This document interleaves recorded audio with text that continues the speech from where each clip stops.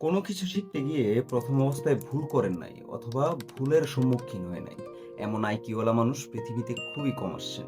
আপনি যত ভুল করবেন এবং ভুলগুলোকে যত কারেকশন করবেন ততই আপনার প্রোগ্রেস হবে। সেটা হোক মিউজিক অথবা এক্সট্রা কারিকুলাম অ্যাক্টিভিটিস। মিউজিশিয়ানদের জন্য সবচেয়ে যোগ্য এবং সবচেয়ে বড় শিক্ষক হলো ভুল। ভুল কিতে গান শুরু করা, মঞ্চে তাল হারিয়ে ফেলা, রেকর্ডিং সেশনে ভুল করা অথবা বন্ধুদের সাথে গান বাজনা করতে গিয়ে ভুল করা। প্রথম অবস্থায় আপনার সাথে এই স্বাভাবিক ভুলগুলো হবেই, কিন্তু প্রত্যেক ভুলের পর সেই ভুলগুলো কারেকশন করে ফেলতে হবে। একবার মঞ্চে গান চলাকালীন অবস্থায় আমি অন্যমনস্ক হয়ে একটা গান পুরো উল্টাপাল্টা বাজায় ফেললাম। আমার সাথে মিউজিশিয়ানরা ছাড়া আমার ভুল হওয়া ব্যাপারটা কেউ ধরতেই পারলো না। অবশ্য ধরতে না পারাটা স্বাভাবিক।